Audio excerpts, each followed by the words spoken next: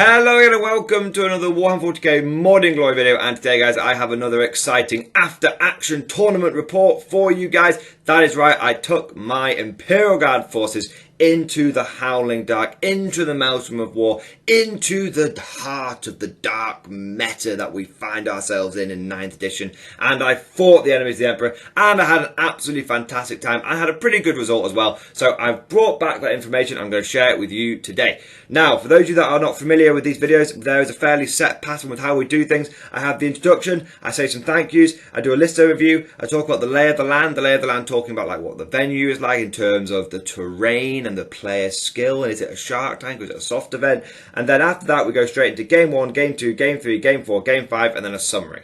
So if you're excited for that as I am, then stick around and let's just, you know what, let's stop messing around. This is the introduction done, let's just dive straight into this. So the first thing I want to do is say a massive thank you to the tournament organisers, the Northern Warlords. A huge thank you, 07 down in the chat below guys, for Matt and Stu for organising another fantastic event. For those that don't know, the Northern Warlords is actually my local club, and it's a really, really good one. Very competitive, great standard of play, and just really, really nice people. And Matt and Stu have been running the club for absolutely years, and they've been running events for ages, and it's just a well-oiled machine at this point. The rounds are on point, the rules packs are on point, everything's on point, the prize support is out of this world. It's all absolutely fantastic. So look, I just want to say a massive thank you to Matt and Stu for running another fantastic event. And if you ever get the chance to go to a Northern Warlords event, I cannot recommend them enough. I've been part of plenty of gaming clubs, I've been to plenty of different events, and the ones that I find consistently to be my favourite are the Northern Warlords one. There's about 80 to 100 people there, and they just ran it without even a hitch. So it was absolutely fantastic. So massive thank you to the Northern Warlords and to Matt and Stu for running another fantastic event. I also want to say a massive thank you to Element Games, which is the venue that hosted the event. They did such a good job of supporting the event. They had staff on all weekend,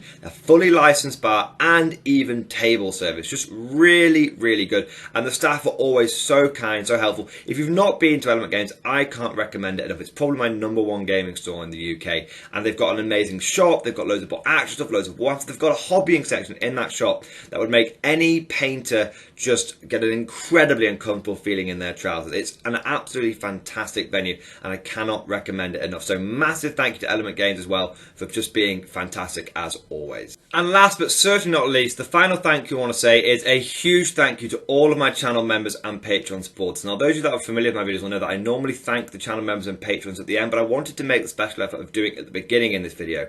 Recently I've gone into Mordian Glory TV full time, and it's an absolutely life-changing decision, but it has only been possible thanks to the very generous support of all my channel members and all of my Patreon supporters. The fact that I'm able to do this and still afford to be able to go to tournaments and change my lists up and all that kind of good stuff is thanks to the very awesome and just amazing support that I've had from channel members and Patreon supporters. So massive thank you to every single one of you who is supporting me. It's absolutely just incredible. So I want to take a moment and do a shout out for the latest channel members and Patreon. So massive thank you to Mr. Tom Layton, Andreas Hacked, Scythen Nalo, Zachary Coplin, Objective Insecure, and Glass Knee.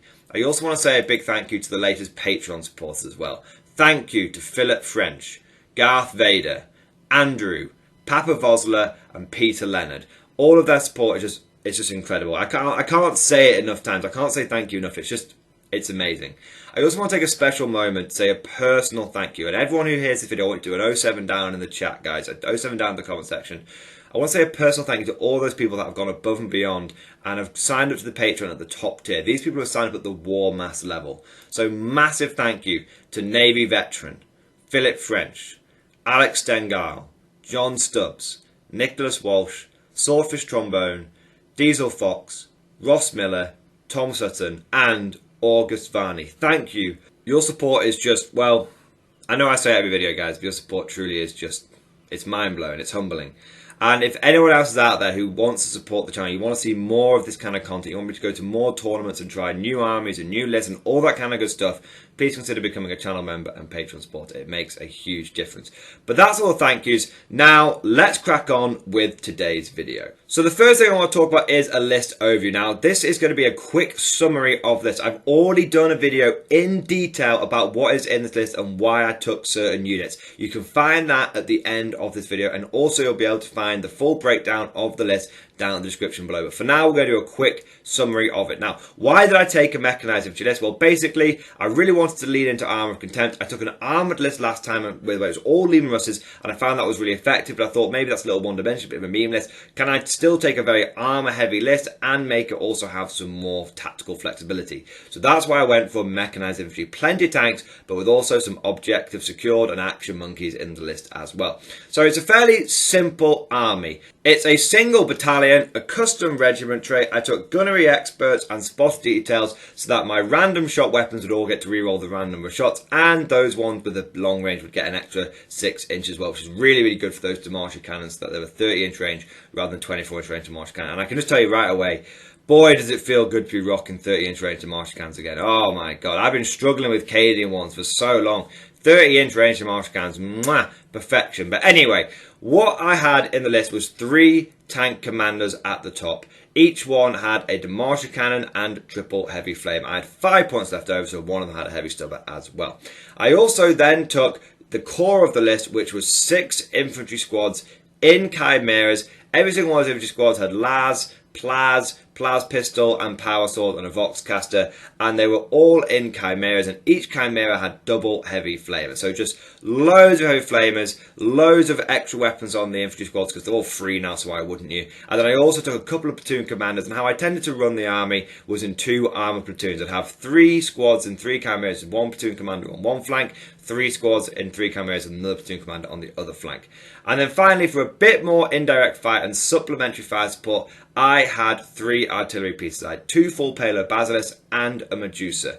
And before I forget, I just want to say a massive thank you to channel supporter Jonathan Davies, who actually bought me the Medusa model because it actually did quite well over the course of the whole tournament. It was a really, really fun unit to use. I've never used Medusa before. It was absolutely fantastic. But hopefully you guys can see really what I'm doing in this list. It's got a decent amount of core firepower in the tank commanders. It's got a bit of objective secured and aggressive ability with those commanders. I don't need to worry so much about my infantry or my chimeras getting tied up because they've all got like heavy flamers and stuff like that. And then it's got that just little seasoning of indirect fire so that I can finish off some units that have been weakened by the main firepower or start harassing the enemy's backfield objective. So that was my list, and now let's take a look at the lay of the land. Now, just whilst we're going through this lay of the land section, I thought you guys would enjoy seeing some pictures of the best painted models that were entered into the event. There's some absolutely fantastic ones, and this Chaos Knight actually won the coolest model, which is really, really good. But I thought I'd point out that this Knight that's just here at the moment, this white one with the cool freehand, that's actually the Knight of Auspex Tactics. He was at the event, and it was a really good opportunity to meet him. And I've actually met him a few times at these ward events now. He's a really, really chill guy, and absolutely fantastic. So, just wanted to point that out. Now, what you could do, guys, is you could look at these models and you could let me know down in the comment section below which one is your favourite one. I really, really like that Thousand Suns, like scarab-like demon prince coming up in just a moment. But yeah, now let's just dive straight into the lay of the land. So the format of the event is that it was a team tournament, and how team tournaments work is that there are 4 people on each team, and when it comes to, and teams are paired against each other rather than players being paired against each other. Teams are paired against each other, and then it comes down to the captains to determine what the player versus player pairings are going to be. And if you've got a good captain, then you might be fortunate enough to get a good matchup and a good pairing for your army. There's a whole system in place for it. It's a little bit complicated, but essentially, guys, you may or may not be able to get a good pairing depending on what order your captain puts you down in your team pairings. So it's a really interesting way of doing it, and I really, really like the way that pairings and teams and all that kind of stuff is done at these events. Now, in terms of the style of the event, the format of it as well, it was a WTC style event, which meant that it wasn't done purely on wins and losses. It wasn't done on, okay, I got 98 points and you got 99 points, so that way you won the game. No, how it works is there are essentially 20 WTC or event points up for grabs between each player each round, and depending on how big your win is will depend on how many of those 20 you get. So if both players at the end of the game have got an almost equal amount of victory points, it's between 5 points between them. So let's say one player's got 51 points and one player's got 53 points. That would be considered a draw because there isn't a 5-point differential, and each one of those players would get 10 WTC points for their team. Now, if one player gets like 50 points and the other player gets like 90 points, then that person is going to get 20 points.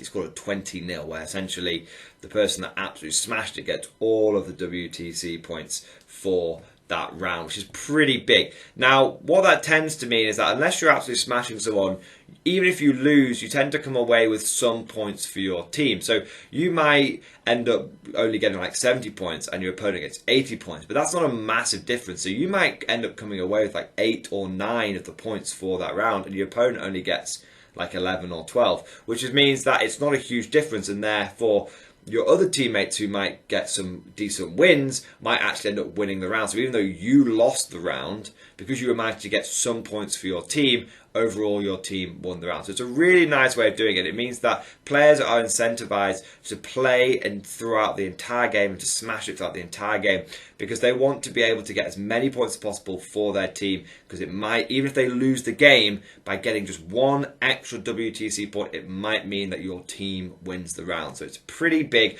and I really like this system of doing it. Now, in terms of the terrain at the event, it was incredibly terrain heavy. I would say there was not a single part of the board where you could draw line of sight from one end of the table to the other, okay? And where there weren't ruins, pretty much everything was a ruin. And where there weren't ruins, there were craters or there were forests. So basically, any open ground had a movement penalty and more than likely had a -1 to hit penalty. Incredible amounts of terrain. And that is why I brought all those flamers on my vehicles, because I knew I was going to have to drive my tanks pretty bloody close to the enemy. And I figured, well, if you're going to charge me, I might be able to do an overwatch. Even if I can't do an overwatch, at least I can stick in combat if I need to and try and flame my way out. So that was why I took all the flamers on the vehicles. But just to give you an idea, it was incredibly terrain heavy, as you will see from the pictures of each game.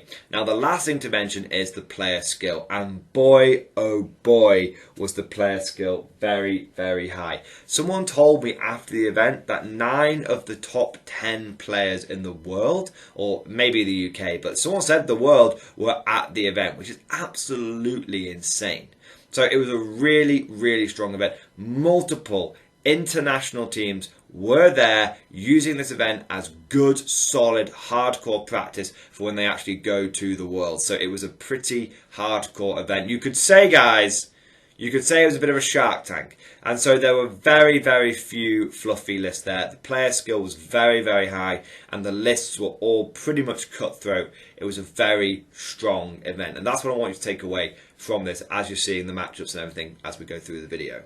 But first, ad time. Are you a competitive Warhammer 40k player? Are you sick and tired of playing on competitive tables with bad terrain that's either made of rubbish paper or crappy foam? Looking for something that's a bit stronger and more durable? Then what you need is today's sponsor, Snot Goblin Gaming. Snot Goblin Gaming offers a unique terrain set that is hard wearing, plastic, and most importantly, modular, so you can adapt it for any situation and any change in the meta that you may encounter. Snot Goblin Gaming terrain is really easy to build and paint, and when it all comes together, it really pops and brings that battlefield to life. The Kickstarter for this terrain goes live on August the 9th, and between now and then, there's a free giveaway happening every single day. All you need to do is head on over to snotgoblingaming.com, and each day a winner is picked at random to win 2 6x12 L-shaped ruins. And even better, on Fridays, the winner gets a full set of the terrain, enough to fill an entire 40k battlefield. Please be aware that the giveaway is US only, but the Kickstarter is available to order in the UK. And right now, Snot Goblin Gaming is offering a unique bonus to US-based Mordian Glory supporters. The first 100 people to sign up for the giveaway can use the referral code Mordian Glory, and they will get a free Goblin Hut, which is a 6x3 L-shaped ruin. And you can see examples of the Goblin Hut on your screen right now. So what are you waiting for? Check out the links down in the description below and head on over to Snot Goblin Gaming. Massive thank you to Snot Goblin Gaming for sponsoring today's video. And now, back to the main event. So game one rolls around and I'm against Kev and his Genestealer cult. Now I actually know Kev in real life. He's actually a member of the same club as me, the Northern Warlords. But we've never actually played against each other. Not at the weekly games and not at tournaments either. So it was really good to finally be able to have a game against Kev and his Genestealer cult force. He's been building this up over the last few months and it's a beautiful sight. And it's great to see it all come together and to be able to start using it at tournaments. So it's absolutely fantastic. Now the mission was Death and Zeal. And that is one where there are 5 objectives and each player gets a table quarter. It's that 9-inch circle in the middle. It's a hold 1, hold 2, hold more, and the tertiary is direct assault. So you get extra points for holding objective markers you didn't and for killing enemy units that were in range of objective markers as well. Now Kev had in his list a Patriarch, a Magus, 3 squads of 10 Acolytes with rock drills and hand flamers, and one of them had been upgraded with a trap sprung and another one had been upgraded with Our Time is Nigh. He then had 2 more units of Acolytes, just 5-man Acolyte action monkey units, and a big squad of 20 neophytes with 4 seismic cannons and 4 grenade launchers and a perfect ambush. On top of that, he had an elite choice of 10 pure strains with They Came From Below, and then 1, 2, 3 units of metamorphs with 2 hand flamers in each squad, and there were 6 metamorphs in total in each squad. He then had the Kellermorph with Wormtooth rounds, and then in his fast attack he had 6 Atalan Jackals, and then he had another 6 Atalan Jackals. Last but not least, he had 2 Rock Grinders with demo charges and 2 Goliath trucks. So quite an interesting list. Lots of combat potential, lots of small squads that can do actions, some really nice punch in those big Acolyte blobs, that big Neophyte blob, and those pure strains. But he's not overly specced into one thing. He's got a bit of armor, he's got a bit of combat, he's got a bit of shooting, so overall he's got a really nice rounded list. Now in terms of secondaries, I can't remember exactly what Kev picked, but I'm pretty certain he took Bring It Down and he took Brood Swarm and maybe Engage in All Fronts for his third one. And for myself, I took by Lasgun and Bayonet. I also took Boots on the Ground and I also took Special Orders because I figured there's a good chance that I'd be able to blow up some of those objectives in the middle, get those three objectives, get 10 points. I figure there's going to be he's got lots of small units because he's a Genestealer cult player, so I'll be able to get plenty of Lasgun and Bayonet. And Boots on the Ground is relatively simple for me to do as well. I just move a Chimera over, get 10 guys out, and then those guys score me points for the rest of the game. And that's essentially what I did. So it was a really, really interesting game, and what happened essentially was I got first term and I started detracking him as quickly as possible with my artillery, and then I moved forward and my Chimera screen and tentatively moved forward my second wave because I didn't want to go all in just yet because I wasn't sure where his reserves were going to come in, but I wanted to push him back. Problem I found with Genestealer cult is that if you get the first turn on them, they really struggle to get out of their deployment zone, even with all their fancy deep striking shenanigans, because they're not going where they want to go. You're pushing them out. You're using that deep strike denial, and guard can really push people out and can really deny a deep strike, even if it is like a 6-inch one. Now, I'm not going to lie, I don't think this was a great matchup for Kev. I've got a lot of armour, a lot of it's got flamers, and most of his anti-tank capability is in close combat. And if he doesn't kill the tank in the charge, then the tank, well, even if it's just a double heavy flamer Chimera, is more than likely going to burn most of his squad and get out of combat. And so it was not a great matchup for him. And it was kind of cinematic though, because you had guard flamer tanks like moving into this urban area, cleansing all of the Genestealer cult filth, and just putting them to the sword and putting them to the torch. So it was a really, really good game, but it certainly wasn't in Kev's favour. I got turn 1, I managed to detrack him with my artillery. I managed to blow up one of his trucks a turn, basically every turn going forward. And I was able to basically keep him off objectives, keep pushing him out, keep screening him out. Every time he'd come in, he'd be able to turn off one Overwatch, but not another Overwatch, so I'd be able to burn a lot of his people.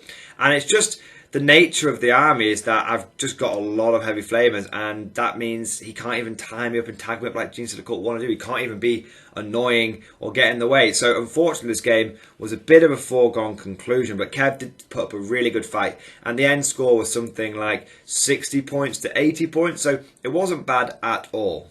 Just to give you a bit more detail in terms of how I scored fairly averagely on the primary. I believe I got about 40 points on the primary, and I got a similar amount of points on my secondaries. But I tended to find that I got a little bit less than I expected on the secondaries. They were okay and they were scoring me consistently, but I was kind of struggling to get more than 10 points per secondary, and that was just kind of interesting thing to note. And a little bit of foreshadowing here, guys, that kind of becomes a trend throughout the tournament where I'm able to do quite well. I'm able to smash my opponent. I mean, Kev did not have very much left at all. I probably only took about 40% casualties, so I was able to smash my opponent quite easily. But even with that, I wasn't massively scoring. I was just getting a nice cool 70 to 80 points every single game. So that's game one. Now let's get straight into game two. So game two comes along and I play Mike and his Sisters of Battle, and it was actually a really fun game. Now those of you that don't know, I have a terrible track record against Sisters.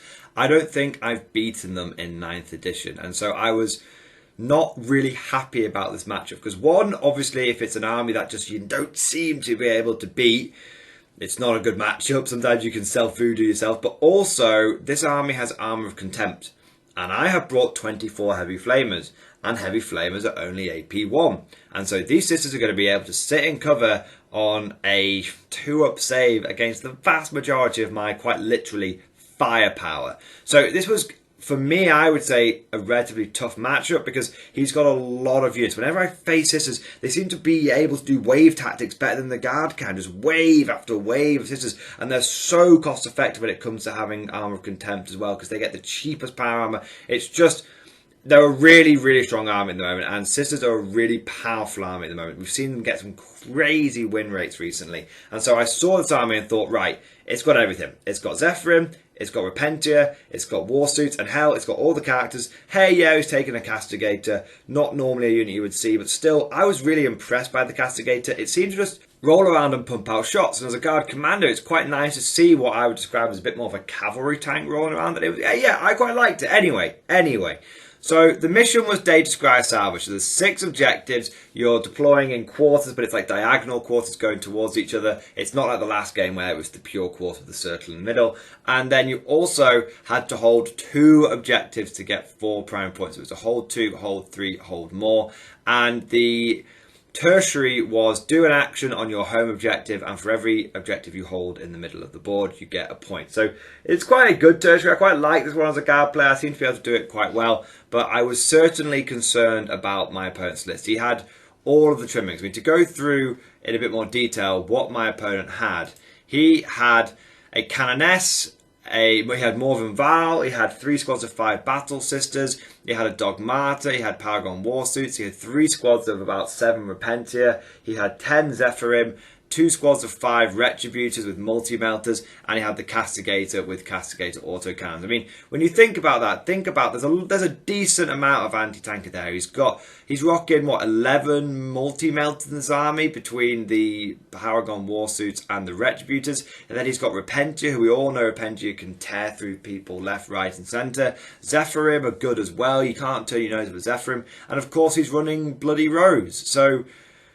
he's got a good list there. This is a fairly powerful list. Oh, I should say he's also got a Rhino in there as well, the classic Sororitas Rhino that just helps them. So it was a good list. But I think that this map wasn't a great one for my opponent because there was no dense terrain on it. There were craters, but there was no dense terrain. And it was actually relatively difficult for my opponent to be able to hold the objectives and keep his armor save as high as possible with cover. Because if you look at the map, it's like, yeah, I can hold the objective and I can choose to be visible or and on the cover, or try and be invisible behind the cover. And if you look, there's actually a lot of the objectives are more out in the open than you would expect.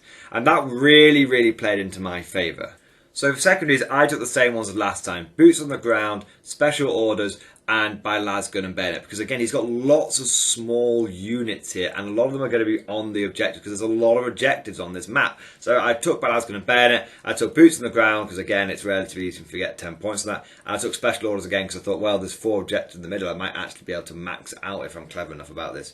My opponent took Sacred Ground, he took another Sisters one, which I think was like Defend the Shrines, and then the third one I believe he took Bring It Down as well. Now, I believe Mike got first turn. He pushed out fairly cautiously. I had deployed a little bit further back because I knew what his maximum threat range was, and I figured that I actually have greater mobility army-wide than he does. Yeah, he can slingshot a unit up at a time, but I have greater armor-wide mobility, so wherever he decides to slingshot something, I'll bend the line back and I'll move around the other way. My plan was to essentially try and draw him into the centre open ground as much as possible, and I feel like I was quite successful in doing that. I would often, over the course of the game, put a Chimera out there, bait Mike into that he'd kill it. Yeah, I'd give up 2 bring it down points, but in return, I would get my lasgun and bayonet points, and I would also clear my opponent off. What I've learned the hard way about scissors is there always seems to be more of them, and you need to kill them quickly. If you go for the whole slow grind approach against scissors, they will actually outgrind you because they always seem to have more bodies to pull out of the woodwork. So that was basically what I did, and over the course of the game, I really got Mike to focus on the middle 2 objectives. And if you look at the middle 2 objectives, they are basically out in the open, which meant that his armor of contempt on cover wasn't really a thing. His Repentia went down the flanks and his power armor went down the center, and I'm totally fine with that, because his power armor going down the center means it's out in the open, and he's only on a 3-up save against heavy flamers, and that's fine. And his Repentia going down the flanks meant that, well, I don't really care about that because they're not that good in cover. Do you know what I mean? They've just got like a 6-up save, whatever. Sometimes they get like a 5-up save. I don't know, but they're not very well armored is the point. And so essentially, I mean, to give you an example, guys, at one point, a unit of Zephyrim came in, smashed up an infantry squad, and in return, I think I put something like 9 heavy flamers into them, and they're just out in the open, and I just burned every last one of them to a crisp. You know, I purged the sisters in Holy Fire, which I have to say is both very amusing and kind of ironic. So by using this tactic of trying to draw him in early, trying to bring him in early and not letting him to, you know, feed his units in on his terms, I was able to clear through the sisters a lot quicker than expected. And by turn 4, there was basically only a few remaining sisters units on the board, and most of those were characters.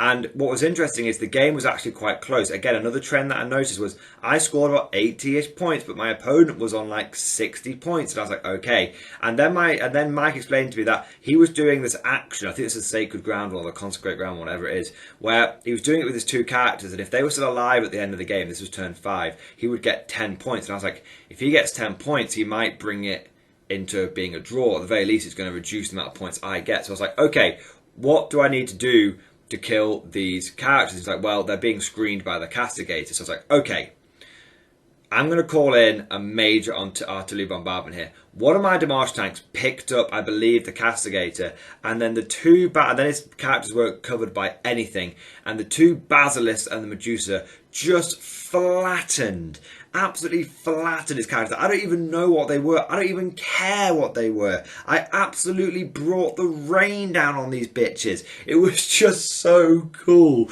And it was like, yeah, okay, I need to do this. And it was a really good example of my artillery was kind of swingy, but sort of once per game, it would just pull it out of the bag. Like every single time, I'd just have one really hot turn with them. And then the rest of the time, they'd be fairly consistent. And it was just this final turn where the Medusa, roll 1 for the number of shots. Okay, re-roll it with Gunnery Experts. Okay, now I've got 6 shots. Basilisk, okay, I rolled a 4 and a 5. I'll be cheeky, I'll re-roll the 4. Oh, look, I got a 6. Same again with the other one. Oh, look, I got 6. I just got max shots, aerial spotters. I use a CP to be able to give everyone the other 2 reroll 1s to hit from the tank commanders so he could do an extra order. And I just flattened the entire area. And it meant that my opponent missed out on 10 objective points, which was really, really big. And that was actually what secured me the victory. Now, interestingly, guys, even though there were 4 objectives in No Man's Land, I actually only managed to get special orders off twice. The sisters were just so good at keeping the pressure on me throughout the whole game. I didn't let them box me in my deployment zone. I kept the fight in the mid-board, which is why I wanted it. But it was just interesting to know. So I'm actually about 80-ish points, but it wasn't again a big win. And my opponent had about 70 points. So I just about managed to squeak a win that game. I think it was something like 11-9 or 12-8. Again, it was just managed to squeak a win, which was really, really good. So I finally, couple of big moments. I finally broke my curse again. I mean, I always have this curse where I never seem to be able to win game 2 of any event I go to. I managed to actually win game 2 event, and I broke my curse of not being able to defeat sisters. So I was pretty happy with that result. But yeah, again, a couple of trends from here. I was absolutely able to smash my opponent. By the end of the game, all Mike had left was a character and the Paragon War Suits, and I still had about 50% of my army left over. I mean, I had 2 tank commanders, a Chimera, and the 3 Basilisks. And so I'd done quite, and I had about 20 infantry, so I had about 50% of my army left. and my opponent had about like 10% of his. But again, I hadn't scored very big, which was a little bit concerning for me. But anyway, let's get into Game 3 and the final game of Day 1. So Game 3 comes along and it's against Custodians. And I'm not going to lie, I was feeling kind of confident about this matchup. As many of you will know, I've done a video recently about the fall of the Custodians and how they're not doing as well in competitive play anymore. And that's simply because they don't have the speed, durability and firepower that they once had when they were spamming those jet bikes. Whereas now they don't take as many of the jet bikes. And to be honest, if Custodians players want to start foot slogging their armies across open ground against my Demolisher cannons, they can be my guess. And to be honest, that's what Dave had in his list. So going through his list, he had Trajan, he had a Blade Champion, he had a Shield Captain, he had 3 units of Custodian Guard, 1 with Sword on board, he had 2 Sagittarium units of Sagittarium Guard, he had 2 lone Alaris Custodians, a Dreadnought, a Vexilla Praetor, and then a big squad of 5 of the Custodians jet bikes. I knew when I saw this straight away what I needed to kill. If I could kill those jet bikes, which had the main damage output with his salvo launchers and the main ability for him to charge across the field to start causing me problems, if I could kill them, then the rest of the game I could basically pick apart Dave's list at my leisure. And guys, I'm just going to keep it quick. That is basically what happened. There was a bit of an issue where turn 4, turn 5, like Trajan, the Blade Captain, and the Dreadnought got into my line and started causing them hanky-panky. But by turn 5, they were all dead. And essentially, the only thing that was left alive in the entire Custodians army was the 2 units of Sagittarium Guard and the guy with the banner. That was it. And even then, I think I killed like 1 or 2 of the Sagittarium Guard as well. So, and bear in mind, the rest of my army, I still had my artillery, most of my tank commanders, and like a Chimera with some infantry in it. So I absolutely sort of just smashed it. The secondaries aren't even that important. I took the same ones again, I believe. And then Dave took... He didn't want to take any of the Custodians ones because he said they're a bit of a coin flip, and so he didn't take many of those. So like Bring It Down, then like Engage and like banners and stuff like that. But I just kept like taking his banners off them. I think the only thing that I did differently this game was I took a flexible command and it worked really, really well. I just got like plenty of points on it. So yeah, this game went pretty much how I expected it to. The Custodians player lost his main unit that had all the maneuverability and the firepower and the damage output, and the rest of the game he was forced to walk across open ground, trying some tricks, but basically getting blown apart by guard tanks. So bit of a bad matchup for Dave there, but it was a very good match for me, and my list did what it needed to do. And so by the end of Day 1, I had won all 3 of my games. And that's a real point of personal pride for me, guys, because I have never won all of my games on one day of an event. If that had been a one-day tournament, I would have won every single game. And so I thought to myself there, look, if this wasn't such a Shark Tank, and if I'd gone to maybe a more fun local event, I could have gone there with my guard, won all 3 games, and been in a real chance of winning the event. So I'm kind of happy with this list, and I would definitely say that if you wanted to run a list at your friendly local sort of one-day events, that this one would certainly do the business for you. But I also didn't really mind what happened in Day 2. I knew Day 2 was going to be harder because we'd had some good success as a team, and I knew that we were probably going to play against some much sort of harder lists and harder opponents. And I would just say that for me it didn't really matter what happened, because I was walking away with a positive win-loss ratio from this event no matter what happened. Okay, if I lost the next 2 games, I still had a 6% win ratio, which is way above the guard average at the moment. So I was really, really happy with it. And so that was the end of Day 1, but let's get straight into Day 2. So Game 4 rolls around and I'm against Tom and his Necrons. Now I actually know Tom in real life. He's a good friend, absolute top bloke. He's been really involved in the Warhammer 40k community for a really long time. And just overall, I couldn't say a nice thing about the guy. He's a really strong player, really nice guy, overall just top bloke. And so I was really happy to find out that I was playing against him, even though I have a really bad record against Necrons. Necrons are like, if Sisters are my bogey woman, Necrons are my bogey man. Okay, I have never beaten them in like any edition ever. I just have never been able to beat Necrons in any competitive way ever. But I thought, hey, if I could do it against Sisters, maybe I can break even more taboos and I can beat down the old man that is the Necrons. Maybe I can do it. Now, Tom had in his list the Silent King, a Technomancer, 2 squads of 6 Scorpec Destroyers, 2 squads of 3 Tomb Blades, 3 Annihilation Barges, and then 2 big squads of regular destroyers. He had 6 destroyers in each squad and a heavy destroyer as well, so that's 7 destroyers in each squad. And he also had a separate squad of 2 heavy destroyers on its own. And he had a little plasma sight as well. Now, the main mission was the Scouring, and in terms of secondaries, I took Boots on the Ground, Special Orders, and No Prisoners. And I took No Prisoners, even though it's not a guard one, because I figured every time that I kill one of his guys but they get back up, it means I can get more no prisoners, right? And then Tom took Ancient Machinery, Technology of Aeons, and Purge the Vermin. And I did not realise how strong those secondaries were until about turn 2, and I was like, okay, things are going to get gnarly for me quickly. Now, in terms of how the game went, Tom got turn 1 and then basically played it incredibly cagey for the first 3 turns of the game, and then he just came and smacked me turn 4, turn 5. Now, how I played is I thought, well, with the scouring and having special orders, I can basically focus on blowing up like 3 or 4 of these objectives, and I'll do really, really well on terms of points, because none of these are in my deployment zone, right? So I thought that's actually really good. And I thought, you know what, if he wants to play it cagey, I can play it a bit cagey. I've got the artillery, I'm going to have a great time.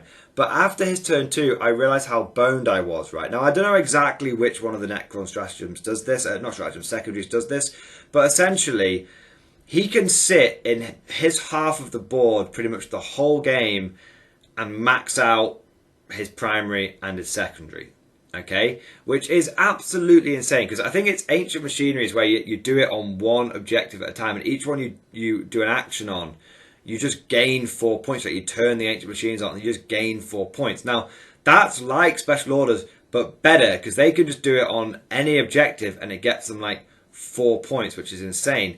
And then he's got like Technology of Aeons as well, which is, yeah, he has to do it in the 3 objectives that are nearer to me, but if each one of those that he turns on, each one of those that he does an action on, he gets like another 5 victory points. So and then Purge the Vermin is fantastic against Guard, because what it is like, if there's no enemy units in your table half, by the end of your turn you get 3 points. Now bear in mind, he gets a whole turn to clear me out, and he's playing it really cagey.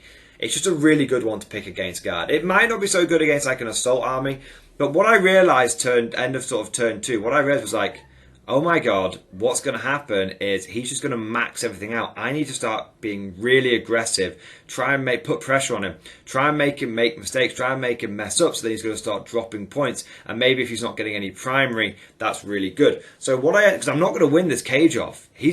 What I worked out is, if we stop rolling dice now and just let the turns play out, he's going to just sit there on those objectives and essentially score like 90 plus points.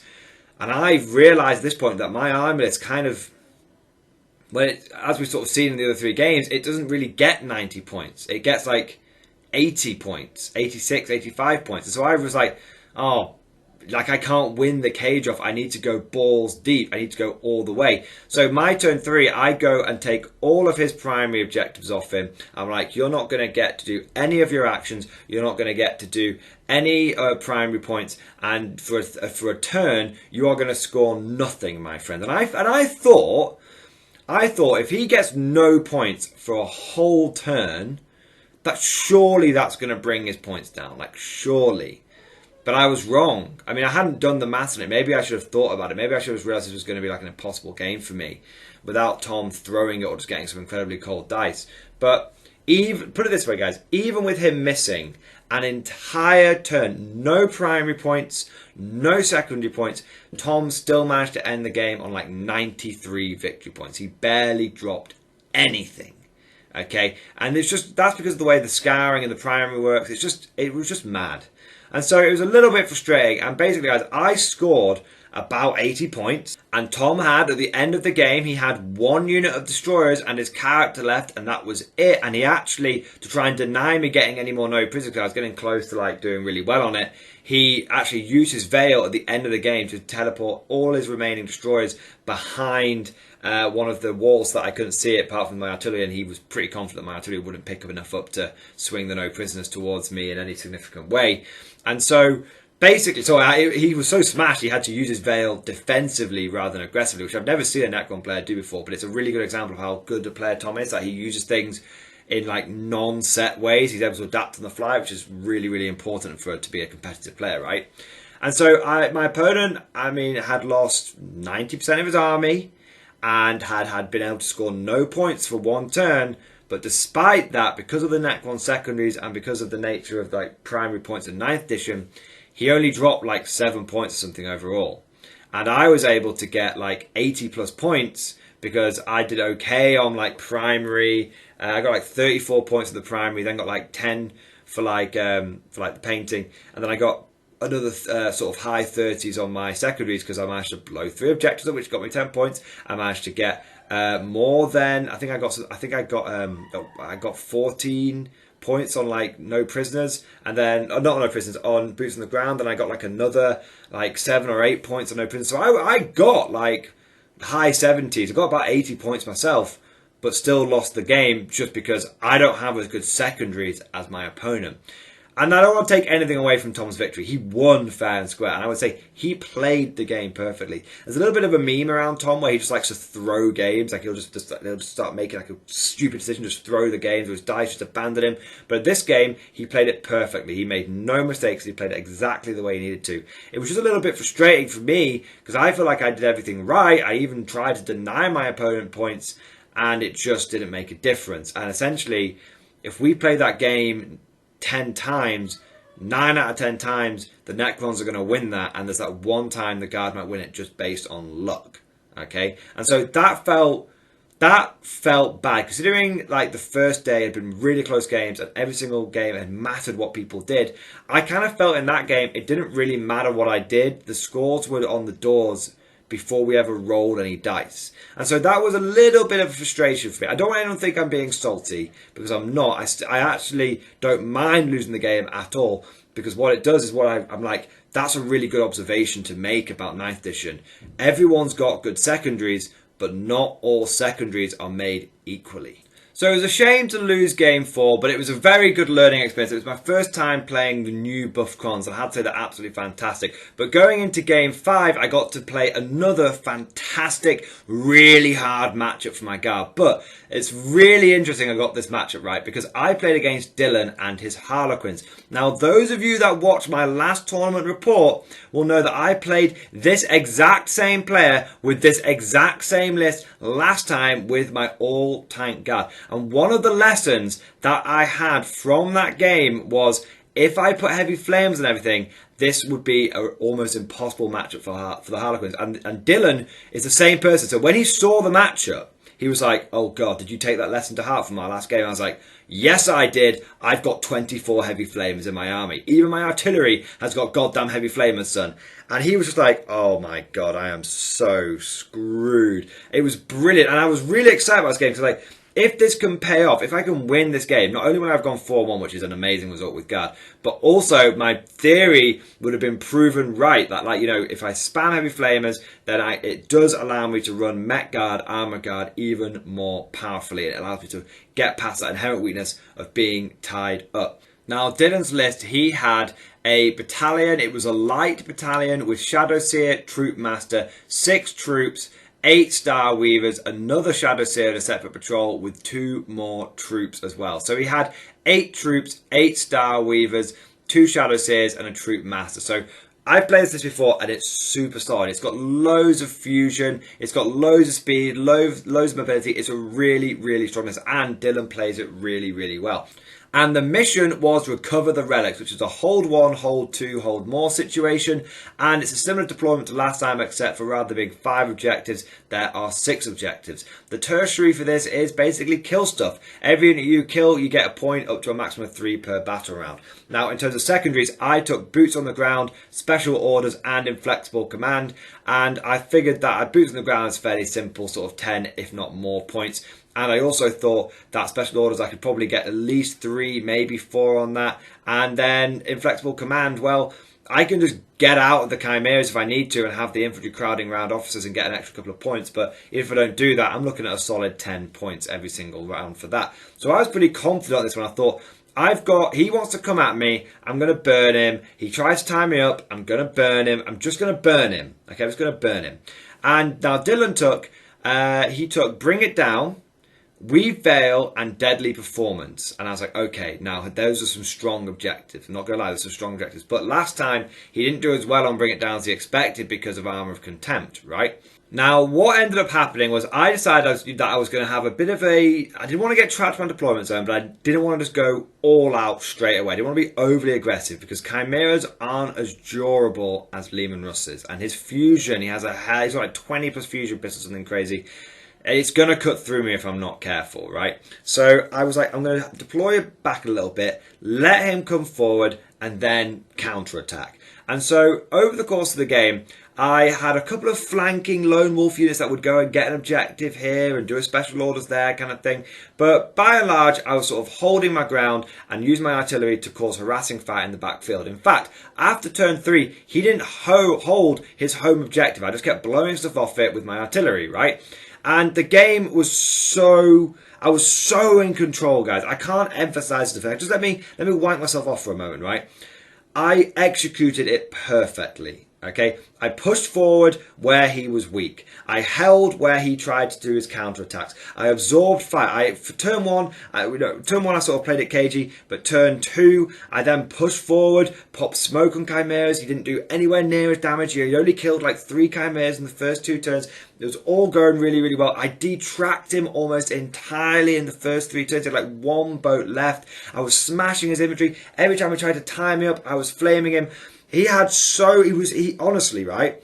My opponent, by the end of turn 3, had his head in his hands. Sorry, by the end of turn 2, had his head in his hands. Was like, I can't win this game. This is impossible. You've built the perfect counter to my list. I had to genuinely give Dylan a pep talk. I'm like, dude, it's all right. Just keep going. Harlequins win on points. You might get us by the end of the game. Just keep playing. You just don't know what happens. Just make the dice gods work in your favour. I had to give him a little fucking pep talk, right? And like the whole game, I was ahead in every single way. The whole game, I was ahead on points. The whole game, I was ahead on killing things. But it got to turn 5, and I had managed to score what became now my traditional 80 points. Now, I actually scored 86 points. I was like, that is a strong fucking score, right?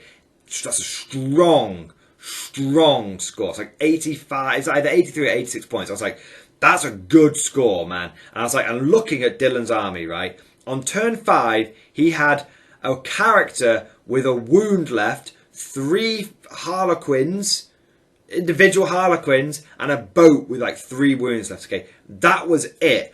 And I had left like 80% of my army. Okay, I think I had lost a tank commander, a couple of chimeras, and a couple of infantry squads. I'm talking, I had taken almost no casualties whatsoever, and I was like, man, I fucking got it. It's in the bag. There is no way he can pull this back in 1 turn. It's just not possible. Okay? Oh, how naive I was. Because as we have established, not all armies and not all secondaries are created equally. And so in the final turn, bear in mind my opponent was on 70 points at the start of this turn, okay? In 1 turn, he scored 22 points, which meant he went from 70 to 92 points against my 86 points. So in any sort of game, he would have won it. But in terms of this tournament, he beat me by 6 points, which was just enough to net him the 11-9 victory. How he did it with those 3 units is the Shadow Seer went on 1 objective. So that was 1. I didn't contest it. I tried to the last turn, but he killed me off. So I think I was contesting it, and then because it's turn 5, he scored at the end, right? His boat turbo boosted onto another objective that I wasn't at the back, that I wasn't anywhere near, and I got him another point. And then his Shadow Seer did Weave Veil, which meant that it was able to get another 3 points there. So and then his Harlequin, it was a 5-man Harlequin troop, so not a 3-man Harlequin troop, used their fusion pistols to blow up one of my units, and then he also managed to, like, I think he killed another unit of guardsmen or something, or like finished off a little 4-man unit of guardsmen with something else.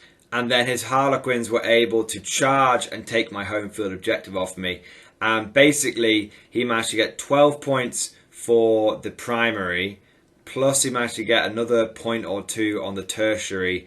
Then he got Weave Veil. Then he got a point for Bring It Down. And then he got Deadly Performance for 3. I don't know how he got all the points, but it was fair and square, guys. It's fair and square. And so he got 22 points in 1 turn and just shot straight past me. And I was just so gutted. At this point, we actually had, we were the last, it was the last round, and we were the last few, a lot of people finished the games already. We had a little crowd watching us, and everyone's jaws hit the floor. Everyone was like, there's no way the Guard have just lost that game, is there? There's no way.